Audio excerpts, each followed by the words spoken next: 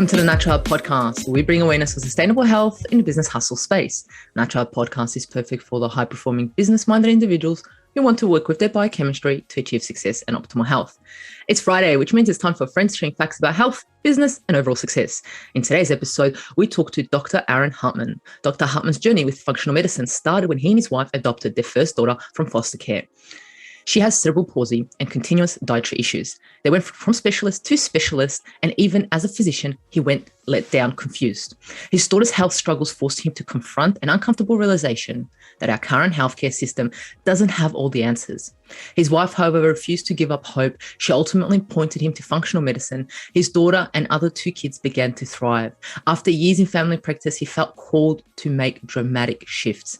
He now helps patients identify leverage points in key areas of their lifestyle and health that harness their body's remarkable power to heal and begin living the vibrant life they deserve. He has become the go-to doctor for difficult and hard cases in Central Virginia. As a clinician researcher, Dr. Hartman has been involved with over 60 clinical studies. He is the founder of Virginian Research Center and currently serving as an assistant clinical professor of family medicine at the VCU School of Medicine.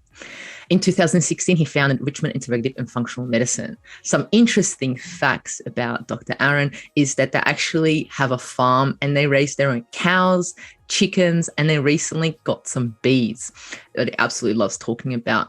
He also adopted his daughter, like we mentioned, that got him into functional medicine. And he went to seminary and wrote his thesis on adopted, and it turned it into a book which you can buy on Amazon. Welcome to the Natural Health Podcast. Welcome. It's great to be here. I'm excited about our conversation. We've already had some pretty interesting stuff we've talked about before we even hit the record button, right? I know. I was like, oh my gosh, this should be a podcast in itself. Yeah. So tell us some interesting facts about bees. I find them so interesting because isn't that how we wouldn't be alive without bees if we really think about it? Well, it's 50% of everything here in Virginia in the United States is pollinated by bees. So they account for like half of all pollination, which is massive. But bees are a super organism. So you see the one little bee flying around, you look at it, you see it getting nectar or whatever. You have to realize that's like a cell in your body. And it does not live without the whole community of bees. That's what makes a superorganism a superorganism. And so when a bee swarms and makes another, it's actually that organism reproducing. And it's this really kind of cool thing. And one of the things that really fascinates me about bees and bee behavior, they look like individuals, but actually they live as an organism. Without the organism, they don't survive. And the last interesting fact is the only difference between a queen bee that can live anywhere from 3 to 5 years and a worker bee that might live 38 years is what they eat. One gets royal jelly, which is the queen, and the other ones don't. And they're like a great example of epigenetics and how what you eat can make you live for, literally multiples longer than eating the good old fashioned nectar that the regular bees get. So bees are just, every animal is fascinating. You can take anything. Ants are another superorganism. You can take anything and study it and just be fascinated. And that's the beauty of the science in this world around us. It's just like you can take any one thing and that can become your focus of study for the rest of your life. 100%. And looking at bees, it shows us the power of community, right?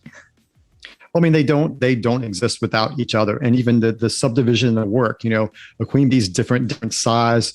She flies out, has a mating flight once in her life, and that's it. Then she spends the rest of her time in the hive. And you have worker bees and drones drones we're not quite sure what drones do actually, but they go out and mate. But after that, we're not quite sure what else they do. They do other stuff, they drone around, but their counts change during the year based on what's going on. So early on, when you get like swarming, you have way more drones being formed in the hive. And later on, they have like maybe as low as 10% of the bees are drones. So it's really fascinating. We're not here to talk about bees, but it's just really like take cows, take fish, take anything, and you can just take a deep dive and learn something. And I've learned from having cows and chickens, learned from having animals. Like there's a lot of symmetry and interconnection between the health of a cow and human health. And we just underestimate how much we can learn from nature and other things and apply it to human health. I do that with ecology. I do it with environmental medicine. I do that with building biology, with mold, I didn't realize that Australia has a massive mold issue there, And so it's like, how do you learn from all these things and apply it to the person who's sitting, standing, talking with, Yeah, 100%. And talking about mold, I know my friends recently moved up north to Queensland, and they were saying they were renting a house and they couldn't find a house that didn't have mold. So it's absolutely crazy. Yeah. But let's go and talk about a little bit more about you before we get into this absolutely amazing topic, which I'm so interested to hear more about. But let's go into some key turning points on your journey to get you where you are now. Reading a bio, we understand that one key turning point was adopting your daughter. If you can go maybe a little bit more into that or any other key turning points. Well, I mean, my wife is a pediatric occupational therapist, and her specialty was kids with special needs. So, was one of her patients. And when her home was closing down, my wife said, "Hey, you want to bring her in and foster her, maybe or adopt her?" And I was like, "Sure, why not? We can try, see what happens." Me being a guy, I'm like, "Oh, we can always give her back." We laugh about it now, but literally that's what I was thinking. 13 years ago, or whatever, and fell in love with her. And one of the first struggles we found, just feeding with kids with CP, feeding's a big issue. She was underweight per growth charts, and the GI doctor, the gastrointestinal specialist, was like, "We need to put a plastic tube in her belly so that we can make her gain weight. She's just small for her weight." And so it just didn't feel right. Putting a tube in, when I was talking with my wife, would affect her speech development, it affect crawling, it affect a whole lot of motor and neural development. And our expectation was she was going to walk and talk. I mean, she was supposed to be a vegetable. She was never supposed to walk or talk. And we just didn't accept that. That was just not a part of our ethos. My wife said, "I see there's something there. When I look in those eyes, there's something there." And so I blindly, very much so, trusted that. In hindsight, I'm like, what was I thinking? But I blindly trusted it. And so we just opted not to put a feeding tube in. And 6 months later, this is the turning point. 6 months later, my wife found a pediatric growth chart for kids with cerebral palsy. And my daughter was right in the middle of it. She was absolutely the norm. And so, I think, wait a second, the GI specialist didn't know about this chart. We're going to do a procedure to a little girl that would change the trajectory of her life. She's normal for her underlying issue. And that was the first time my eyes were opened. Maybe the experts just don't know. Maybe they only know the few things they know. Maybe they're just a proceduralist and do things to patients, but maybe they don't actually have a deep knowledge. And so that was the first time I actually was like, I need to take some ownership of my daughter's health. And that's happened multiple times. And then that kind of what I've learned with her, I've applied to patients. And that's ultimately resulted in me having a functional medicine practice where I literally do this all the time with patients. Wow. And I love that you said you blindly trusted, but there was something there, and you knew that there was something there. And then you guys proceeded to dig deeper and find out what is happening there. Which is absolutely amazing. Have there been any other key turning points that really got you interested? You were saying that you specialize in really difficult cases. Where did that come from? Where did that need or that drive or that satisfaction come from? Well, my ultimate difficult case is my daughter. I mean, this is a little girl who's never supposed to walk or talk, was supposed to have severe MR. Now she's playing chess. She plays online chess with this online computer game. She just finished. She beats Cody all the time. So now she's moving up to the next level, which may or may not mean anything to people out there. But she walks with forearm crutches. Her eyes still are a little off, but she's just beaten every expectation of her. And so she's my ultimate test case. But when I first put my shingle up, I was just like, yeah, I'll put a shingle up. We'll see what happens. Maybe people come to me, maybe they won't. Cause I've got 2 other businesses, this is kind of like a hobby. I spent 4 years studying this stuff and got my certification and got my board. I'm like, we'll see what happens. Right.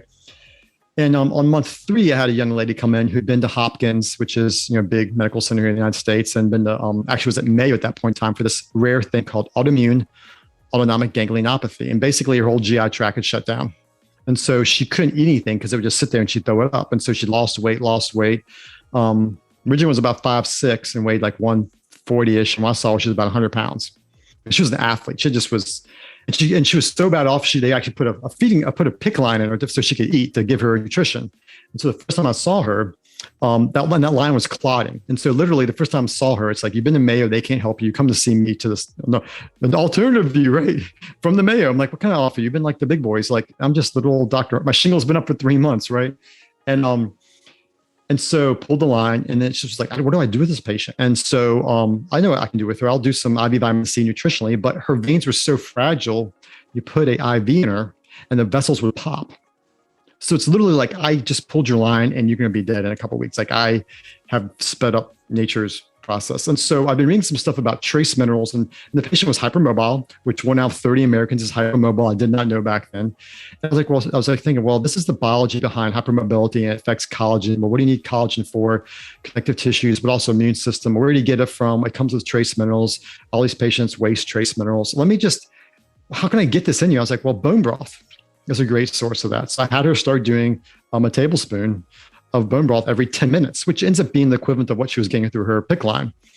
She came back a week later and her vessels were good enough that I actually could put on and gave her some vitamin C. And like, she's married now. She's been hiking. She's like, it's totally changed her life. And it's like, and the funny thing about this patient and many other patients is like, every time we get to a good place, I'm like, okay, you're doing awesome. Something happens in life and she like crashes again. And I learn, and the funny thing is I'm learning all the time. And so it's almost like now I've got patients like this one that challenged me. Like I need to keep on learning because something's going to happen in a month or a year from now. I'm not learning. I won't be ready for it when it happens. And so it's really interesting with mast cell activation. And she ended up, COVID and long COVID, she got that. We got out of that, multiple hits, all kinds of stuff, SIBO. And as I've been learning these things, I've been applying them to her.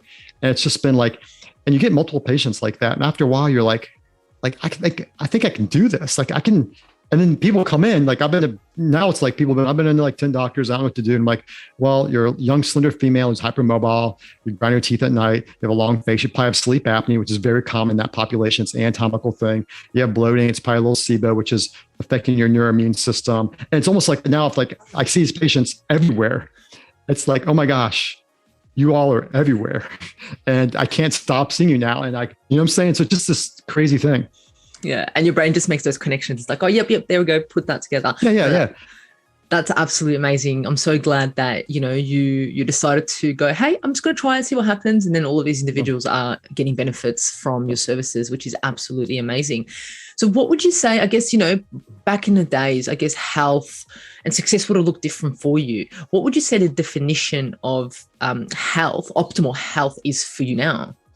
I think optimal health is doing what you want to do when you want to do it within limitations, of course, and feeling good about it. Like, it's like, do you want to go, I'm on the farm. I want to go mess with my cows and move some round bales around. I should be able to do that all afternoon and have no problem. I'm 48 years old right now. I mean, I don't feel like that should be a limitation. I have patients that are in their 78s that are still traveling the world, I think optimal health is maximizing wherever you're at and being able to live your life to the fullest for whatever stage of life you're in. And it's going to be different for 20 versus 70, but it's different. It's not optimal. It's not optimal health as well.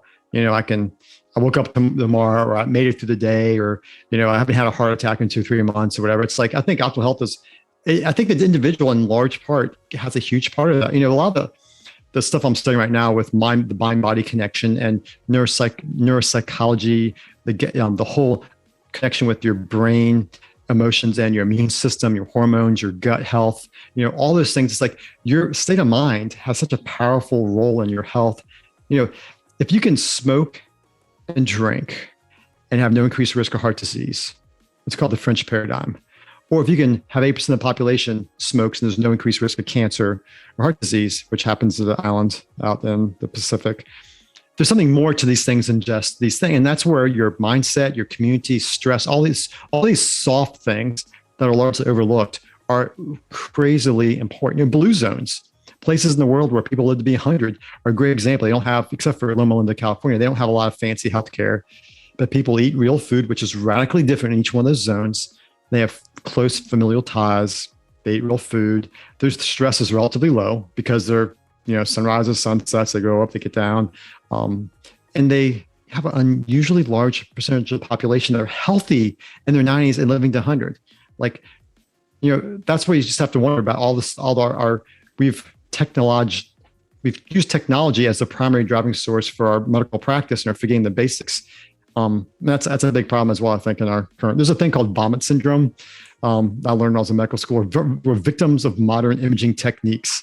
And it's like, I need technology. I can't do a physical exam without a CAT scan. I can't I can't look at you and evaluate you. I can't look at your nails and figure out your protein deficiencies. I need a blood test that tells me that. It's like, you know what? Just go back to William Osler, the guy who, in the West is considered one of the fathers of medical diagnosis. His thing was always look to the patient. The patient will tell you what's going on. And it's like, we just don't do that anymore. I love that. The patient will tell you what's going on. Every time I talk to someone, I can say, I know what the human body does, but I don't know what your body does. Yes, exactly. Yeah. I know what a human body is supposed to do in this instance when you put food in your mouth, but I don't know what your body's doing exactly. And that's what we're going to try and figure it out. So I love that you said that. Let's get into today's topic. I'm so excited. Half of chronic diseases is directly related to eating processed foods. Let's get started and talk about processed foods. Can you provide a little bit of history, a little bit of insight on how we came to be addicted or how we became to eat processed foods? Well, it's largely, it's a result of the Industrial Revolution where, back in the day, in order to have wheat, you need fields, which means you need property. But in order to have the property in the fields, you had to reap it and usually need animals. Like eating bread was something that people of means did. It wasn't something that poor people did. And so as it became more industrialized, and then all of a sudden, we have these machines, we can actually create tons of white flour, we can create tons of rice or et cetera. All of a sudden, these became staples, the go-to for our people. And it's really interesting looking back, even in ancient Egypt, when grain became the main food in Egypt, there's about a 6-inch loss in the height of Egyptians, as a 4,000 or 5,000 years ago. And we watched the same thing in the British Empire between 1700 and then World War I is about 6-inch reduction in the height of an average British male. And it's what was going on? That was industrialization of the food basically. And it's really interesting. In France, corn was banned in 1900 because it caused this thing called cretinism. And it was related to B vitamin deficiency because the way corn was processed, that was different from the way the Aztecs did it. They didn't crush it on limestone to extract the vitamins. They basically just, and so what happened was kids were getting cretinism. Something similar happened in the United States with white bread, where people would actually get neurological issues, they get neuropathies, a whole host of issues from B vitamin deficiencies, because when you process and take the hull off of the grain, you remove those B vitamins. And so fortification was mandated by the federal government for bread to be put back in the system. So this whole processing thing actually goes back a bit. And it's we fortify bread with, folic acid and a couple of B vitamins, but we don't take into account everything else that's removed. And so this process has been a slow one. One of the things that it was really interesting in Germany in the late 1880s, this whole idea that we are so scientific, we can find the ultimate food for people. And so they started trying to make formula. And first it was just protein and carbs, and a couple, and the kids were getting sick. And so it's interesting, the process, trying to take what nature's made that's already pretty daggone good and improve it, resulted in a lot of kids getting sick. And we'll see that throughout. Now formula puts a lot of different things into it, but it's amazing. We're learning more about breast milk, and it has immunoglobulins, and the mother, if she goes in her backyard, for example, and pulls some spinach out and eats it, she'll actually get bacteria from the sorrel. These are called sorrel-based organisms. You may have heard that term before. It's actually used in some probiotics, and will secrete that in her breast milk. So all of a sudden, the connection between the organisms in the environment and the newborn baby becomes the mother's breast milk. And the complexity of food is, it's amazing.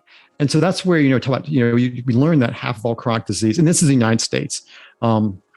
I know your audience is largely Australia, but we have friends from Australia, and they talk about the diet there and Vegemite and all those kind of things like that. And I'm like, wow, you're maybe all as bad as we are in some ways, but the idea that this processing of food has a massive impact on the quality of what we get hold of, which affects our health. And that's, I think it's a pretty universal thing. You look at these blue zones, you look at places where people eat more primitive diets, you don't see, sub-Saharan Africa, you see infectious diseases, you see people dying from malaria and things like that in war, but you don't see, actually, they learn about colon cancer from British textbooks, because they don't see a whole lot. They learn about cardiovascular disease from they don't see a whole lot of it. Just like I learned about malaria, I had to go to, I live in the United States. I had to go to Ecuador to see malaria and tuberculosis rampant. I don't really see it up here. And that's where it's interesting how we're learning these simply chronic illnesses, there's different aspects of it, but the foods we eat are a large component to one of the driving forces in the West. And as our Western diet has gone to China across the world, China has a diabetic epidemic right now. I think over 1 million new diabetics are diagnosed every year in China. And it's, this modernization, quote unquote, of their diet. And we've exported, unfortunately, our diet around the world. And I was going to say, the industrialization, all that thing that happened. I mean, I guess part of it was done for a good reason to, feed majority. So more people have access to the bread that you said only, the rich could have access to.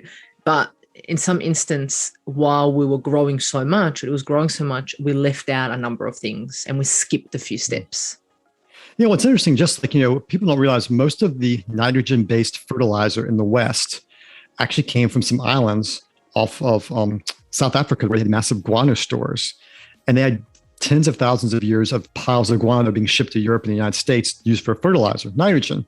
Well, once, World War I came around, we figured out how to make nitrogen, chemical warfare kind of stuff. And we figured, hey, we can actually make fertilizer as well. We shifted. We had this massive shift from using like a natural source of nitrogen, basic guano, to these synthetic ones. And when a bat eats stuff and they poop it out, you're also getting trace minerals in there. You're getting fermented stuff. These things change the soil milieu. People don't realize soil basically is broken up rock, organic material. And the organic material and bacteria and fungi dissolve the minerals. I mean, where does calcium come from in a cow? In milk, right? Well, basically, the cow eats lots of grass. So where does the calcium come from grass? It comes from the calcium in the soil that's been liquefied and made available through fungi and bacteria in the symbiotic relationship with the plant. The plant absorbs it, puts it in the leaves. The cow eats it en masse, and then concentrates it in its bones and its milk. And it's like, if the soil is acidic, you actually kill the bacteria. It affects that whole process. And now all of a sudden, literally, our health is tied to the soil. And there's actually a British Sir Albert Howard wrote a book, Soil and Health, and he was an entomologist from the 1920s and 30s in the British Empire. And one of his things was maximizing productivity of the produce for the British Empire. And he became a soil expert because he saw in India how that had a massive impact. And he actually studied this for most of his life. And if you want to read like how dirt affects your health, it's an interesting book, Soil and Health. So written by a guy, maybe 80 years ago. So it's not recent, I'm so glad that you mentioned how important soil is. And in the process of actually making food, the end product, yes, we get the food, but the soil is the start of it. And like, let's not even go into water, but the soil that's where it comes from. If the soil's not good, your food isn't going to be anything that it should be in a way. And then also I like that you said the pregnant women, touching the soil, and it's kind of like everyone should out there touch the soil. I just recently put my veggie garden up and I was like, no, I'm not using gloves. I was going in there and it was all dirt everywhere. I was like, no, this is the way it should be. And I on purposely kept my hands like that for a bit because I was like, this is good. Well, if you make sauerkraut, right, you get your head of cabbage, you chop it up, ground it up, mush it down to break the cell walls, put a little salt in there to help prevent some bacterial growth. And where did the bacteria come from that ferment that? It comes from the soil that head of cabbage is grown in. And all of a sudden, like all these fermented foods that we know are great for our gut and all the data with gut microbiome and how gut bacteria, affect your risk for neurological diseases, affect your mood. They're doing, actually Australia doing stool transplants to treat autoimmune diseases, right? This is intimate linkage between the soil and bacteria and the foods we eat, whatnot. It breaks up that natural cycle that's been going on for a really, really long time. Yeah, that's absolutely amazing. So I guess the audience might be like, okay, processed foods. And like they might be, reviewing what they eat every day. And they might be like, do I eat processed food? So what does an example of a day look like for an individual who actually eats processed foods every day? That's a great example. Usually they're eating something quick. It's usually quick. So it's usually get up, you have some package, you open up and maybe stick in a microwave. Maybe it's prepackaged, you open, you eat it. Your lunch would be, if you eat out any fast food, I'm not sure if that's a big thing in Australia, fast food restaurants, like it is here. But when the pandemic was going on, you'd have like Chick-fil-A and all these fast food places with a crazy long line.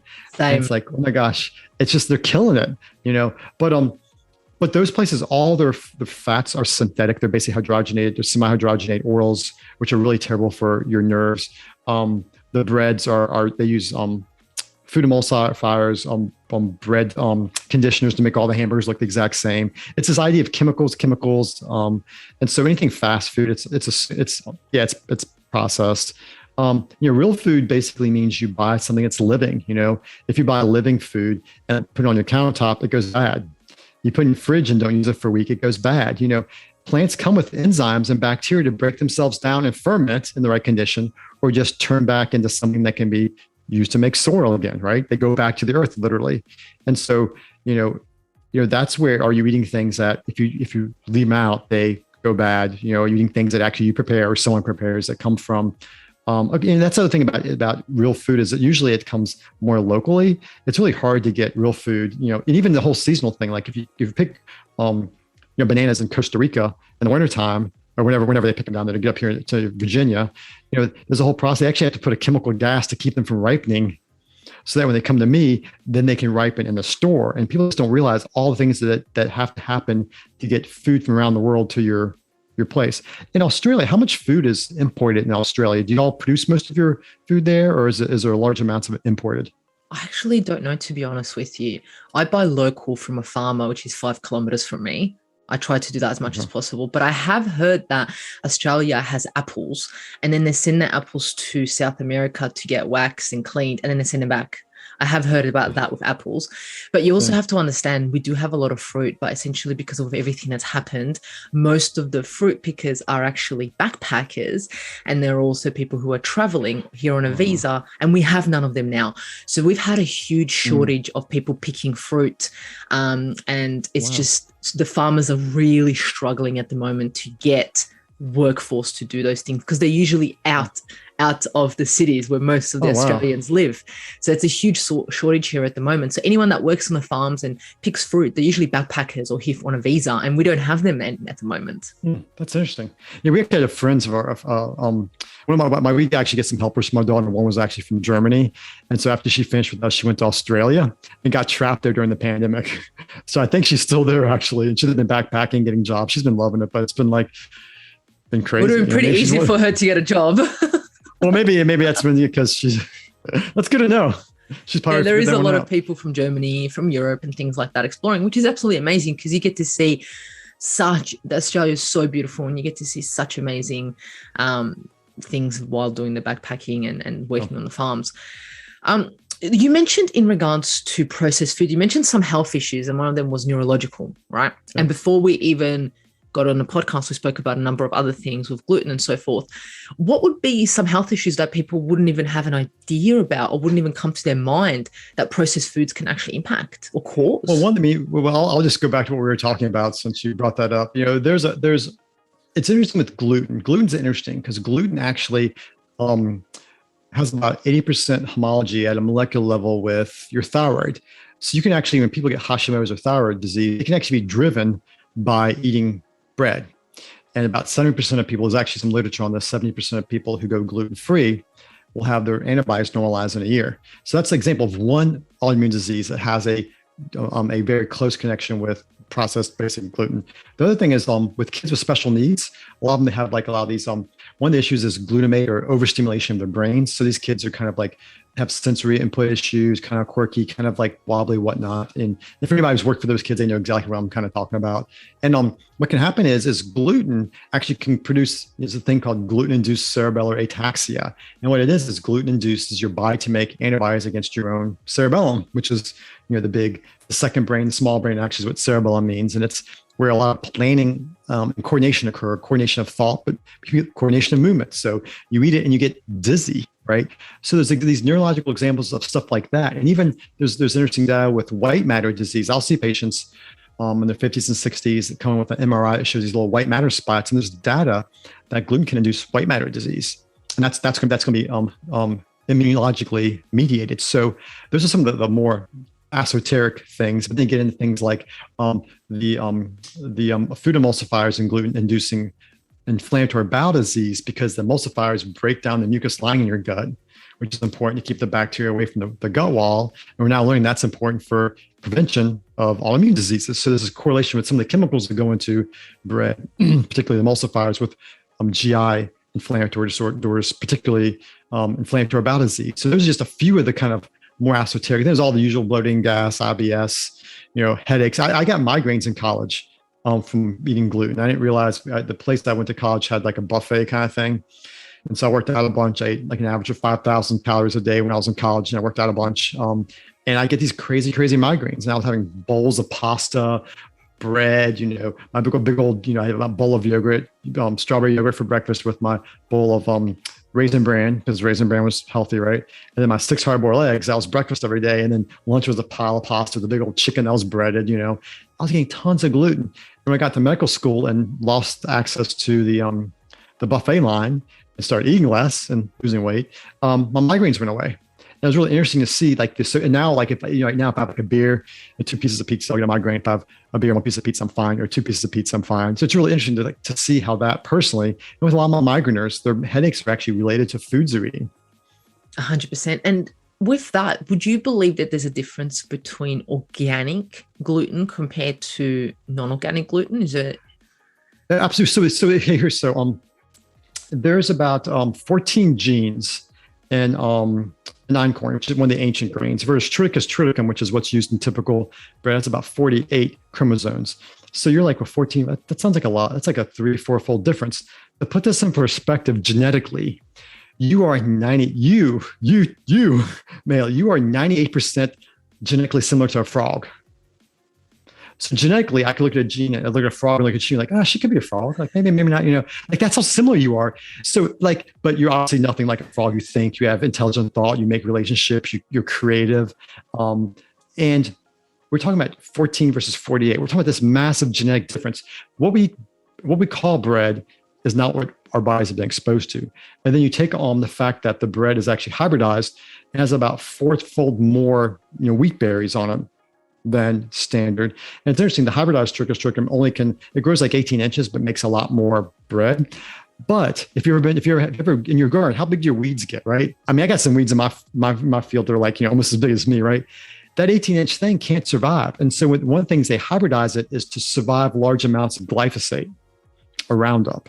And so what happens is these fields can be sprayed heavily with Roundup and there's no weeds and the stuff survives. And then in order to blanch it, because you have to blanch these hundreds of thousands of fields of wheat, they'll go and do like a double or triple dose of the glyphosate that then kills it. And they reap it. Well, what happens is it's coated with this oily texture that's Roundup. And then it goes to the cows to feed the cows. It turns into bread. And so it's way, way, way more than just, bread's bad. It's all these things that go into the whole process of mass production of food, particularly bread. I could ramble on just about bread and how much goes on with it and how the glyphosate, interesting fact, glyphosate got its patent as an antibiotic. That's its patent. It affects the shikimate pathway, which doesn't affect human cells because humans don't have that. It's only in bacteria. Well, guess what you are mostly? There's 1 million genes in your body that are bacterial and 100 trillion cells that are bacterial, and you have like maybe 10 to 30. I think the number now is like 32 trillion, but basically some people argue you're a big, microbiome that just happens to have a human tagging along. Yeah. And by the way, glyphosate is an antimicrobial. It's hard to imagine that someone could argue that does not affect your health. And we have tons of data with how it does affect the microbiome, how it affects with autoimmune diseases, and a whole host of things. That's just, I just been talking about bread. I can keep on rambling about it because it's crazy. I love that about the bacteria, because sometimes I wonder and I'm like, am I here just so the bacteria can survive? Are we here just to serve bacteria? I wonder that, and I'm like, okay, Mahaley, going down a rabbit hole, just stop.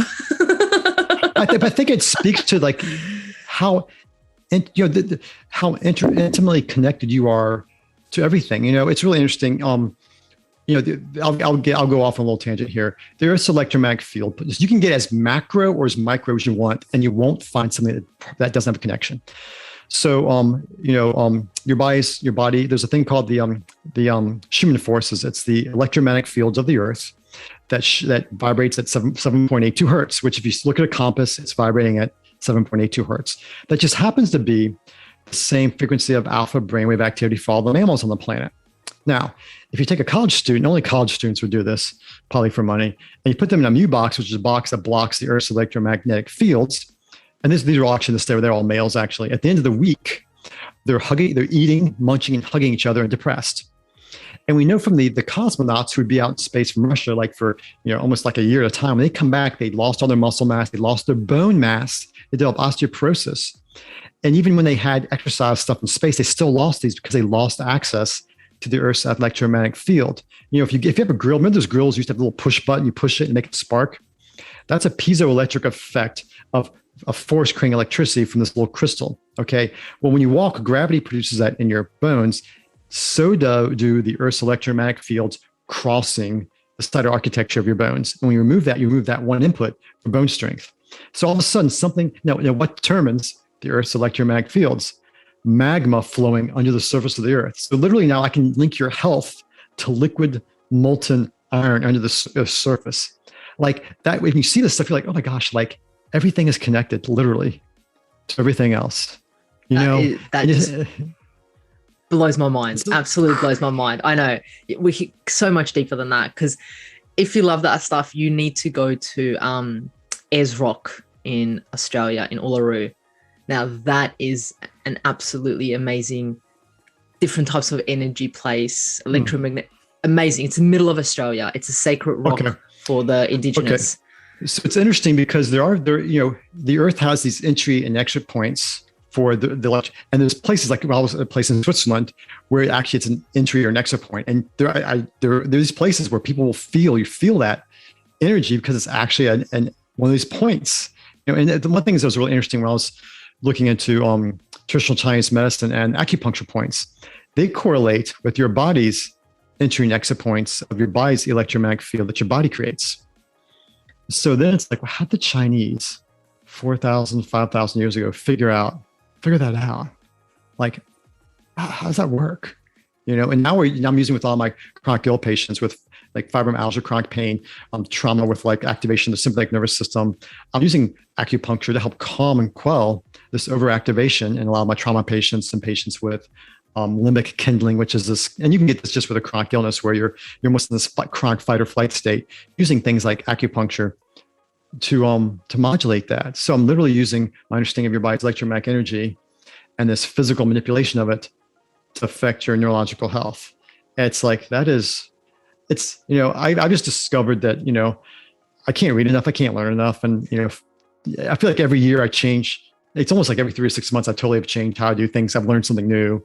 And then you find out, someone else already knew this like 10, 20 years ago. I'm like, that's what happened. And when I learn new things, it's literally I'm learning something. And then I'm going to this person learning from that. And they've been doing it for like 30, 40 years. I'm like, wow, who are you? Where'd you come from? And how are you so brilliant? And let me suck all your knowledge out like a leech. And I hop on like a leech and I just kind of suck it out and then find someone else to like. I do the same. I go, who was your teacher? And then who was your teacher? And then I learn from them and I go, and who was your teacher? And then I go back and I'm like, oh, it's an ongoing cycle. But I thought I wanted your input on this study. So there was a European study published in BMJ. It showed that higher consumption of ultra processed foods, which is more than 4 servings a day, was actually associated with 62% increased risk of all-cause mortality compared to lower consumption, which was less than 2 servings per day. So for each additional serving of ultra-processed foods, all-cause mortality increased by 18%. That is absolutely crazy. What are your thoughts on that? I mean, individuals who want to live longer, this research just clearly says is remove processed foods out of your diet. Yeah. Well, I think, one of the big things about processed food are the oils that go into processed foods. And that's a huge lipid medicine, which I studied with Dr. Kane at the Neurolipid Clinic and ordered labs through the Koenig-Kruger Institute, which is the lab in the world at Hopkins that does this. So this is like super, super high end science. And we're learning that fats, rancid fats, trans fats, processed fats, basically they're partially plasticized. Look around you. How much plastic do you see around you? Plastic at one point in time was liquid in the earth, right? It comes from petroleum. Well, just imagine I take an oil, I take canola, I take a corn oil, I take a soy oil. I even take, a quote unquote healthy oil and I heat it. I partially hydrogenate it. What's that going to do when that's now in your cells? And we actually realize our cells vibrate actually at this high frequency, just based on, it's almost like when you get little magnets come together and they push each other away. What happens is when you get certain ratios of cholesterol molecules, the omega-3s and omega-6s in a cell membrane, the membrane actually vibrates. It's very plastic and moving. And what that does, it actually improves the receptor function in that cell membrane. So the fats you have hormone issues, women with hormone issues, right? The fats you consume will affect how your cells vibrate. That affect how well the receptors work when hormones come around. And so all of a sudden now, processed foods, and they're a huge, huge, huge source of trans fats and processed oils. And so just changing your oils around is actually, that's one of the things I know with my daughter was actually lipid therapy. That's one of the things I've used with her neurologically. I use it with a lot of my really ill patients, and people voluntarily put the stuff in their body when they're consuming processed foods. And so part of what I do is just trying to reverse the damage that people have done for years and years and years. Is that by using omega-3s? Is that what it Well, is? it's more than the actual test people. Because what happens is a lot of people will take just omega-3s, for example. And so there's a whole chain of omega-3s, alpha linoleic acid goes to eicosapentaenoic acid and works their way down. What happens if you take just EPA, you can actually suppress arachidonic acid, which is omega-6. And so getting your fats imbalanced can actually suppress your body's natural inflammatory response. So that's where it's like just throwing in fish oil. Now, yes, I use fish oil for concussion patients and long COVID patients, for example. There's great data that the omega-3s actually lower this whole cytokine cascade. But when I'm seeing patients in my clinic, I'll test them to see what their actually ratios of their fats are. And then based on how the fats convert, you can tell what enzymes are dysfunctional and ultimately what nutrients you can actually use to manipulate that. So it's a little more than just fish oil. But I think for the average person, getting omega-3s and 6s, which, if you eat seeds and nuts together, it's really interesting. Your nuts have more 6s, seeds have more 3s, right? And when you put them together, you get this really nice balance of your 3s and 6s, So for females, for example, consuming flaxseed, 2 tablespoons of flaxseed a day will lower your risk for heart disease about 25%. And because of the way the lignans in flax interact, it also lowers your risk for breast cancer. So all of a sudden, you can actually use food as a source for these healthy fats. And the effects on your health are just absolutely massive. Yeah, absolutely. What are your thoughts on fish oil versus algae oil in regards to? Yeah, the thing about with algal oil and a lot of krill is it's like how do you get it? It has to be extracted. And so what's the extraction process? So using a solvent extraction, okay? How are you concentrating? Because when you look at algal oils, you look at, it might be 100 milligrams of EPA. It's like, well, if I'm treating rheumatoid arthritis with an omega-3, I need 5,000 milligrams a day. So how many of those little 100 to 200 milligram capsules is that, right? So in order to concentrate it, you got to take a bunch of them and you have to extract it somehow. Actually, when I first started doing this, krill oil is very, very similar. I called one of the manufacturers, it was actually produces 90% of the krill oil in the world. And I was like, hey, the solvent you use, what is it? Oh, we can't tell you, it's proprietary. Do you test for it? Yes, we test for it. Can I look at the certificate of analysis that tells me what, no, we can't look at that, it's proprietary. So I just have to trust you that it's not there. We test it. I'm like, man, I can come to you and you say, hey, Dr. Hartman, you're a researcher, Like, well, I trusted someone who said I could trust them. I think you should take this. It's like, you don't come to me, you want me to not just trust, but to verify, And so that's where a lot of the algal oils, to get the concentration you need, you really need a higher dose, which you can really only get from fish. And what do fish do? Like, where does omega-3s, salmon, the pink color in salmon, where's that come from? Where's the astaxanthin, zeaxanthin come from? It comes from them eating krill. They actually bioaccumulate the omega-3s for us. And so, another thing that's really, a lot of people don't realize is when we process and get algal and krill oils, it's really bad on the environment. Like if people who were really, really looked into it, what they do, you're destroying a food source for a lot of their animals, and the way they extract it is really bad. So it's almost like, if you're environmentalist, it's bad. If you look on the medical side data, it's bad. It sounds good in theory, but when you kind of take a deep dive, it's just not the best way. And you're shaking your head, so it sounds like you know what I'm talking about. No, I love that. I love that you went into detail and spoke about that. It's definitely an absolutely interesting topic. And you're like me, I always ask, do you test it? Can I see the certificate? And when they say no, I'm like, okay. And then someone else says yes, and I look at the certificate and it's all good. I'm like, which one would I choose? I'd rather go with that one. Yeah, and they cost about the same because they're higher end stuff. They're not cheap, and so 100%. So look, the other thing is processed foods often includes absolutely added sugar. I mean, what you said is if someone has a processed food diet, it's usually in a packet, there's added sugar, sodium, and with that also come calories. And calories is not the end and all, but it does come with it depending on what individual's going through. But do you believe that these threes are the ones that cause the issues, or is it a broader issue? And I know that you did mention also about the oils and the in-depth about oils, and I want everyone to know that those oils are just they cause so much havoc in our body. What are your thoughts on that? On sugar, you mean? Yeah, the added sugar, sodium, and the added calories. Okay, well, sugar, in nature, it's hard to get a lot of sugar in nature. It's, you might get a teaspoon of honey. You might get small amounts, and when you get these processed sugars, one of the things that happens is, if you ever eat a lot of honey, you eat like 2, 4, 5 tablespoons, and after a while you're like, it's like, or like maple syrup, you're like, it's like, oh my gosh, this is not that good. Well, there's stuff comes in these natural products. So so eventually your body's like, well, that's enough. Honey, maple syrup, whatever it is. When you take high fructose corn syrup, that is not there. And so, if you look at a soda bottle that has about 10 teaspoons of maple sugar in it, you have the whole thing. You don't blink an eye. You don't say, oh my gosh, that's too much, because that whole thing that your body, if you get too much sugar, repulses it, has been removed. So you can consume high fructose corn syrup in mass amounts without that repulsion developing, which is a protection mechanism. So that's one thing people don't realize, is that natural protection mechanism is lost. The other thing is that your nucleus accumbens, which is this thing in the middle of the brain, like a lot of addiction stuff, is actually comes from that. And your prefrontal cortex is what there is called. But it actually is activated by these processed sugars. And so you actually get an addictive behavior. And so this is an interesting study looking at mice that they gave access to these processed sugars and then cocaine. And then it was actually IV. And then they let them choose. They chose the sugars over the cocaine. And it's really like, that's how addictive this stuff. And you look at a lot of the behaviors when people stop carbs, the little t-shirt, I'm sorry for what I said when I was hangry, right? I don't know if you have those over there, right? But like the irritability, the anxiety, the shortness of temper, the quick temper, the inability to focus, like, what drug are you addicted to? It's carbs, it's sugar. It's interesting how and there's so much data on sugar consumption, the correlation with obesity, with the gut microbiome stuff, but also with chronic illnesses, there's a whole host of data that just sugar, processed sugar is bad. I mean, you can pick your thing, is it, which processed thing is bad, but that's the reason why just avoiding processed foods allows you to avoid all of these things. Yeah, I love that you put that mention there. I thought I'll ask about mental health and processed food, because I think that's a really interesting topic. Mental health, anxiety, depression, you can go as far as psychosis, schizophrenia, and so forth. But I guess we'll keep it at, the depression, the anxiety, because here in Australia, that's actually skyrocketed in the last 12 months.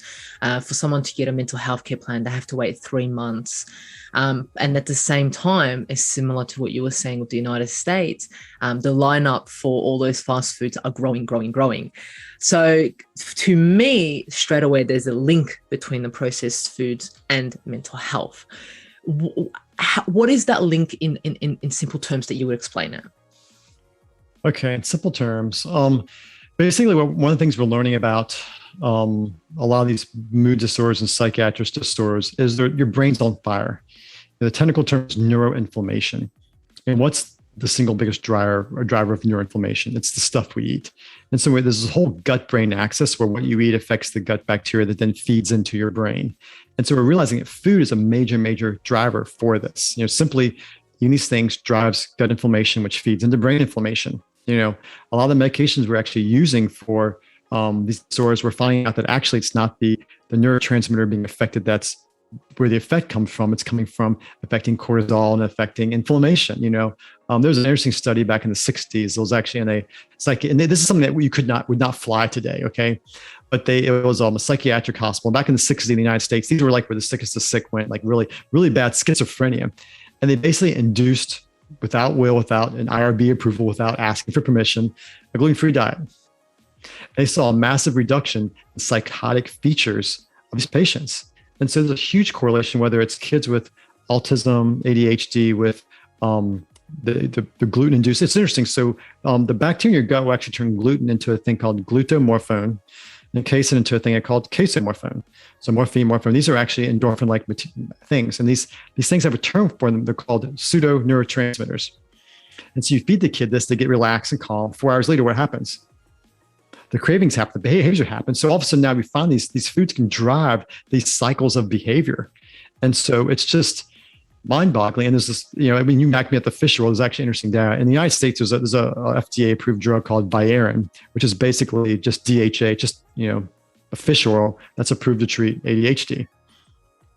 So it's kind of exactly right. So it's just like, I could go on and on, but it's just amazing how much data and literature there is about this connection with foods and psychological health. And now we're realizing that gut health, Hopkins has a big whole neuroendocrine department looking at gut health and how it affects your nervous system.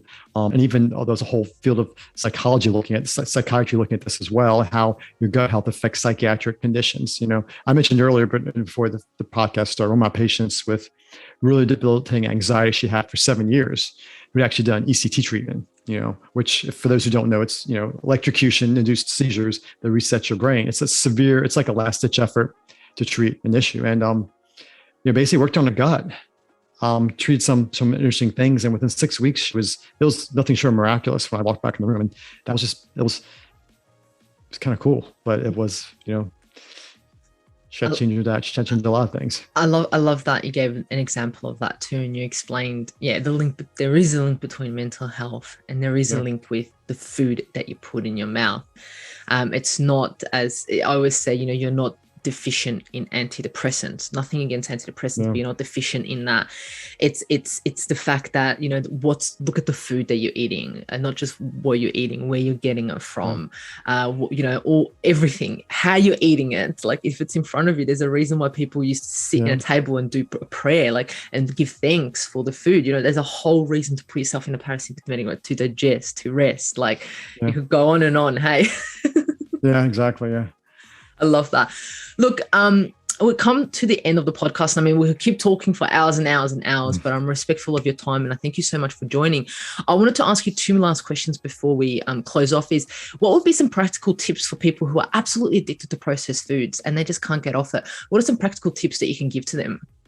Well, I think one of the easiest things to change, we can just forget the carbs, forget the sugars, look at the oils, because people don't have addiction to, extra virgin olive oil or canola oil, these things. Just changing the oils out first. Pick one thing. And it's a major leverage point. I call these things leverage points, So just remove the oils first. Look at your house.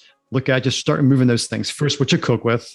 Get real. If you cook with butter, get real grass-fed butter. Get rid of the artificial, I can't believe it's not butter. It's not butter, right? It's just not, and introducing healthy oils, that'd be the first thing. And then the second thing is start removing the foods that have those oils in them. And that's where you start getting into your baked goods and your boxed goods, which will start some of the carbs, the sugar thing, and the carbs can be kind of tricky because of the natural addictions people get to those things.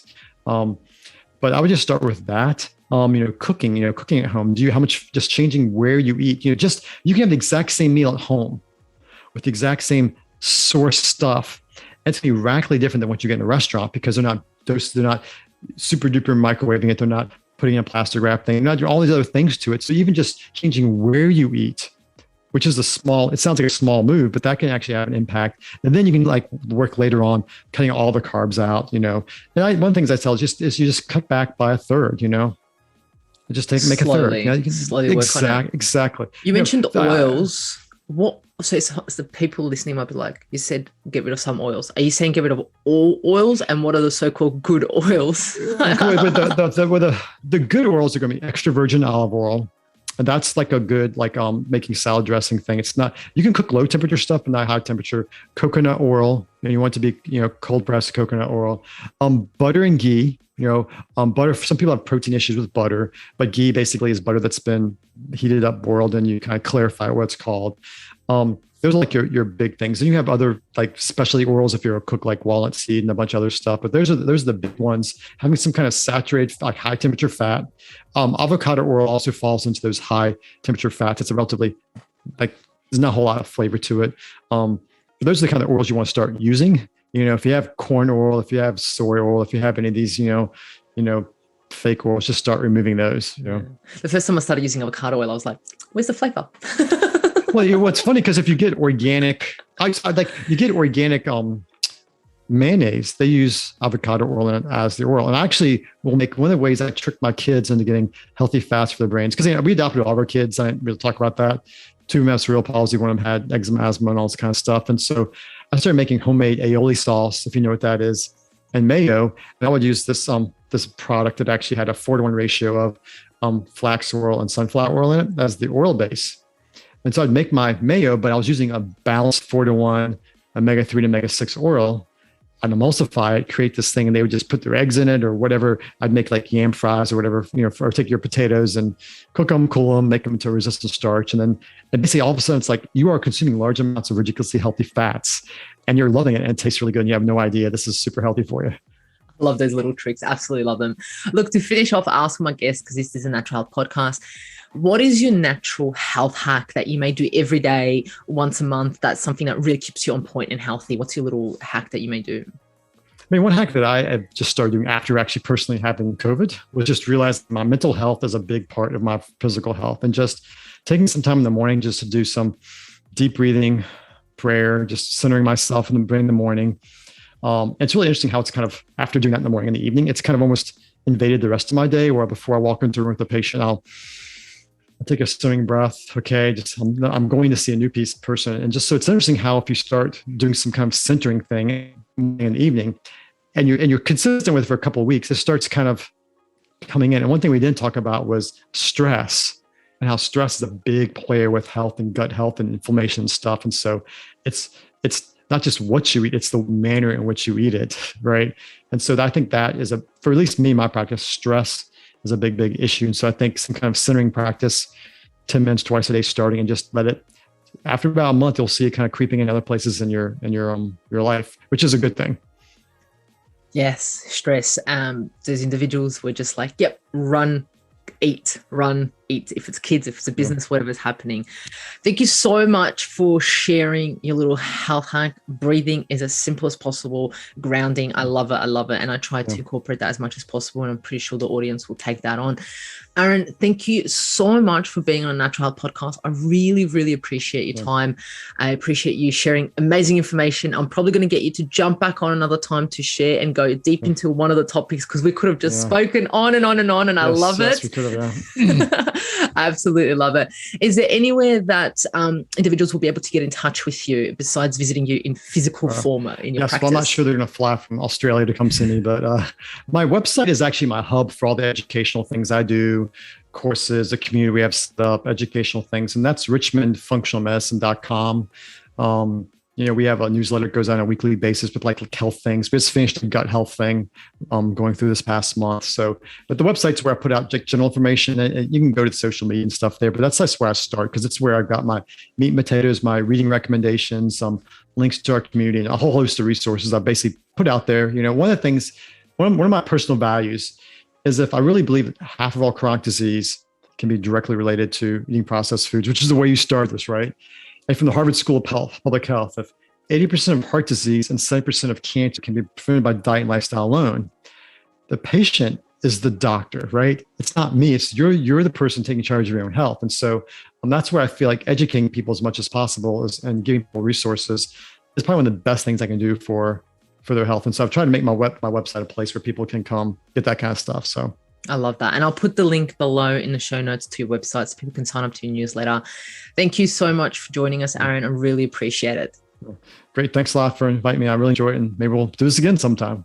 Great. Thank you for joining us on the Natural Health podcast. And remember, the missing link between failure and success is your health.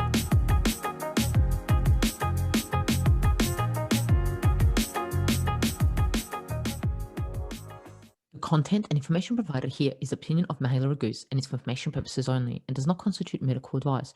It is not intended to provide medical advice or take the place of medical advice or any current treatment you're undertaking. Consult your own medical professionals for any medical issues that you may be having. This entire disclaimer also applies to any guests or contributors to the Natural Health podcast. It is advised that you consult your doctor or healthcare professional in relation to any health concerns you may be having. Mahela Raguse does not take responsibility for any health consequences which occur from a person listening, viewing, or reading this content.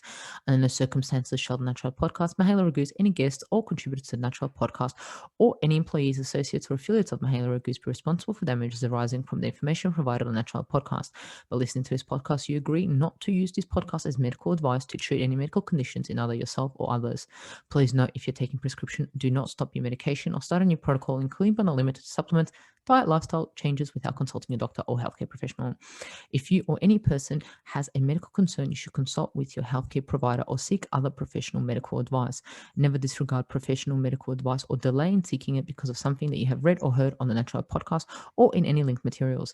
If you think you may have a medical emergency, call your doctor or emergency services immediately. Neither Mahela Raguse nor the publisher of this content takes responsibility for the possible health consequences of any person or persons reading or listening or following the information in the educational content.